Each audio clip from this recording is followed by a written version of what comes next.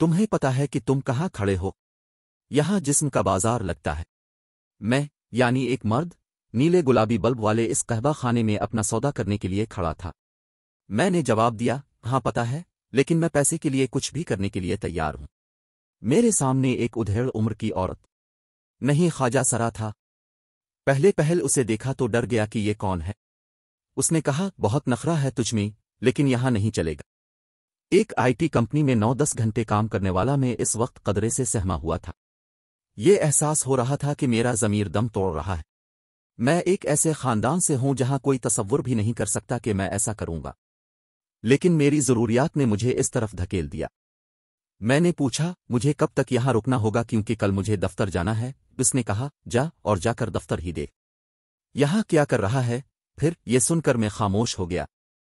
کچھ ہی دیر میں اس بازار کے لیے میں ایک نیا مال، ایک نیا چیلا تھا۔ اس نے اچانک نرمی سے کہا، تمہاری تصویر بھیجنی ہوگی، نہیں بھیجی تو کوئی بھی بات نہیں کرے گا۔ یہ سنتے ہی میرے اوسان خطا ہونے لگے۔ میری تصویر عام ہونے والی تھی۔ میں سوچ رہا تھا کہ اگر کسی رشتہ دار نے دیکھ لیا تو کیا ہوگا۔ میری تصویر سامنے سے، پھر دائیں طرف اور پھر بائیں جانب سے لی گئی۔ اس کے علاوہ 2 پرکشش تصاویر بھی طلب کی گئیں۔ میرے سامنے ہی وہ تمام تصاویر واٹس ایپ پر کسی کو بھیجی گئیں۔ اس کے ساتھ یہ لکھا گیا، نیا مال ہے، قیمت زیادہ لگے گی، کم قیمت کا چاہیے تو دوسرے کو روانہ کر دوں گی۔ میری بولی لگ رہی تھی جو بالآخر 5000 میں طے ہوئی۔ اس کے عوض مجھے گاہک کے لیے سب کچھ کرنا تھا۔ یہ کوئی فلم نہیں تھی بلکہ میرے ساتھ اصل میں ہو رہا تھا۔ یہ سب بہت عجیب تھا۔ میں زندگی میں پہلی بار ایسا کرنے جا رہا تھا۔ محبت اور جذبات سے آری ایک انجان کے ساتھ جسمانی تعلق قائم کرنے کا سوچ کر میرا سر چکرانے لگا۔ پیلے رنگ کی ٹیکسی میں بیٹھ کر میں اسی دن کولکتہ کے ایک پوش علاقے کے ایک گھر میں داخل ہوا۔ گھر میں ایک بڑا سا فرش تھا جہاں شراب کی بوتلیں بھری ہوئی تھیں۔ گھر میں ایک بڑا ٹی وی بھی تھا۔ وہ شاید 32-34 سال کی شادی شدہ خاتون تھی۔ باتیں شروع ہوئیں تو اس نے کہا، میں غلط جگہ پھنس گئی۔ میرا شوہر ہم جنس پرست نکلا، امریکہ میں رہتا ہے، طلاق نہیں دے سکتی۔ طلاق شدہ عورت سے کون شادی کرے گا؟ میری بھی خواہشیں ہیں، بتاؤ میں کیا کروں؟ ہم دونوں نے شراب پی۔ اس نے ہندی گیت پر ڈانس کرنا شروع کر دیا۔ ہم دونوں ڈائننگ روم سے بیڈ روم تک پہنچے۔ اب تک اس نے مجھ سے لگاؤ سے بات کی تھی۔ جیسے ہی کام ختم ہوا پیسے دیتے ہوئے بولی، چل کٹ لے، نکل یہاں سے۔ اس نے مجھے ٹب بھی دی۔ میں نے اس سے کہا، میں یہ سب پیسوں کے لیے مجبوری سے کر رہا ہوں۔ اس نے کہا، تیری مجبوری کو تیرا شوق بنا دوں گی۔ میری مجبوری تو کولکتہ سے سینکڑوں کلومیٹر دور میرے گھر سے شروع ہوتی تھی۔ میرا تعلق نچلے طبقے کے اوسط خاندان سے تھا۔ میں گھر میں منحوس تصور کیا جاتا تھا کیونکہ میری پیدائش کے ساتھ ہی میرے والد کی ملازمت چلی گئی تھی۔ وقت کے ساتھ یہ فاصلہ بڑھتا گیا۔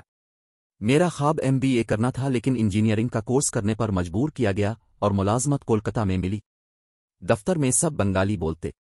زبان اور دفتری سیاست کی وجہ سے میں پریشان رہنے لگا۔ شکایت بھی کی لیکن کچھ نہیں ہوا۔ باتھ روم میں جا کر روتا تو کارڈ کے ان اور آؤٹ کا وقت نوٹ کر کے کہا جاتا کہ یہ سیٹ پر نہیں رہتا۔ میری خود اعتمادی کم ہونے لگی۔ رفتہ رفتہ ڈپریشن نے مجھے گھیر لیا۔ ڈاکٹر سے بھی ملا لیکن مشکلات ختم نہ ہوئیں۔ ذمہ داریوں اور مصیبتوں کا بوجھ اتنا بھاری لگنے لگا کہ میں نے انٹرنیٹ پر تلاش کرنا شروع کر دیا۔ مجھے پیسے چاہیے تھے تاکہ میں MBA کروں، گھر پیسے بھیج سکوں اور کولکتہ کی اس ملازمت کو چھوڑ کر بھاگ جاؤں۔ اسی دوران انٹرنیٹ پر میل اسکاٹ یعنی جیگلو بننے کا راستہ نظر آیا۔ ایسا اب تک صرف فلموں میں دیکھا تھا۔ کچھ ویب سائٹس ہیں جہاں جیگلو بننے کے لیے پروفائلز بنائے جا سکتے ہیں، لیکن یہ جاب پروفائل نہیں تھا۔ مجھے پروفائل بنانے میں خوف محسوس ہو رہا تھا لیکن میں اس جگہ پر کھڑا تھا جہاں میرے پاس صرف 2 راستے تھے، ایک خودکشی کر لوں، دوسرا جیگلو بن جاؤں۔ میں نے ساری حدیں توڑ کر جیگلو بننے کا فیصلہ کیا۔ میں جن خواتین سے ملا ان میں شادی شدہ، مطلقہ، بیوہ اور سنگل لڑکیاں سب شامل تھیں۔ ان میں سے زیادہ تر کے لیے میں انسان نہیں مال جنس تھا۔ جب تک ان کی خواہش پوری نہ ہو جاتی سب اچھی طرح سے باتیں کرتے، کہتی کہ اپنے شوہر سے طلاق لے کر تمہارے ساتھ رہوں گی، لیکن بستر میں کچھ وقت گزارنے کے بعد سارا پیار ختم ہو جاتا۔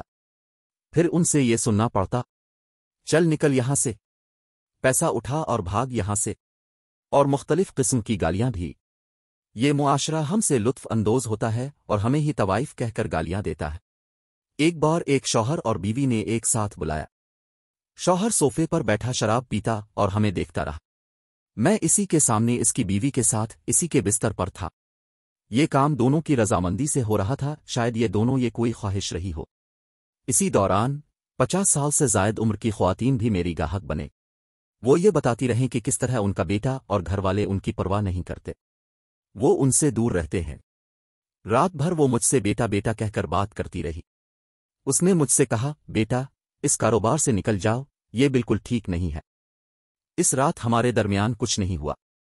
सुबह को उसने मुझे बेटा कहते हुए पैसा दिया, जैसे कोई माँ स्कूल जाते हुए अपने बच्चे को देती है। मुझे इस औरत की हालत पर तरस भी आया। फिर एक दिन जब मैंने बहुत शराब पी रखी थी और जिंदगी से थका हो महसूस कर रहा था, तो मैंने अपनी माँ को फोन किया। उन्हें गुस्से में कहा, अब पूछती थी ना कि अचानक इतने पैसे कैसे भेजने लगे। तो सुनो, मैं धंधा करता हूं।